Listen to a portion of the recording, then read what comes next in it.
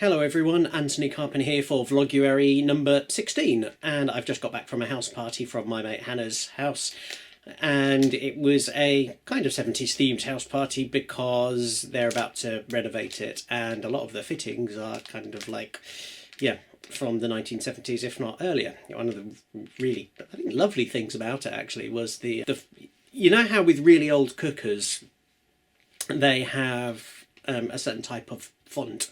I actually recognised the font from the cooker from that in the house of my late grandparents, which was quite bizarre. I was just like, oh, I remember those numbers from like when I was ickle. So yeah, and en route, because I caught the bus there rather than catching a taxi, I popped into the Co-op to get these stupendously addictive things. Apparently these are supposed to be light snacks, but with them going for 342, I just devour far too many of them.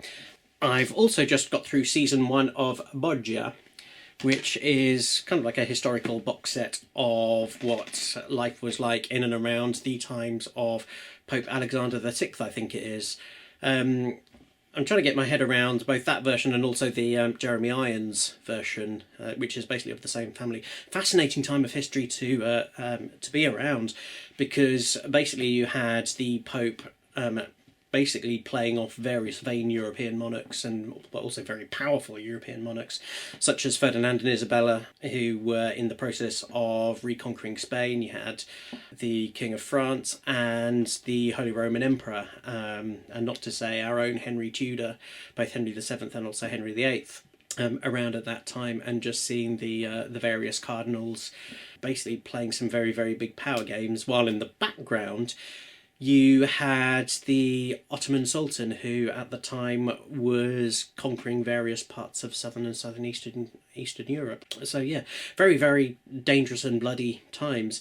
I guess one of the only things that really puts me off those sorts of box sets is the unnecessary amounts of what I call gratuitous violence, because personally I think the historical storylines themselves are fascinating enough without having to go just over the top with, you know, kind of like gore and bloodfests. It's just like, you know, if you want to do that, just watch Mortal Kombat. Yeah, so I've managed to get back in time to mismatch of the day and see the very, very end of Lethal Weapon 4. So yeah, where was I yesterday? Yesterday, as you may have seen, I was at the local council meeting for the Cambridge City deal, and 10 different groups were represented, basically tearing to pieces the entire process. In the grand scheme of things, as I've mentioned before, I would like to have seen a much more collaborative approach at the very, very start, rather than what's in the views of many members of the public who were there yesterday, the railroading through of one or two schemes that are proving to be particularly controversial.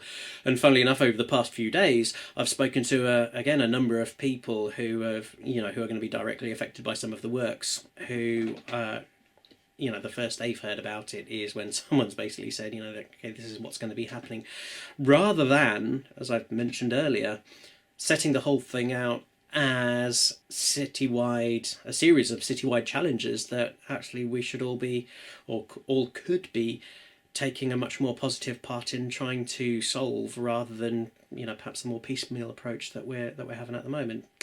So yeah, that's really what's been preoccupying me for the past 36 hours. I'm going to see if I can just take, you know, the next couple of days again easy in the run up to this gig of ours that we've got with the Dowsing Sound Collective. So yeah, if you're free on the 30th, do come along and see us in Newmarket.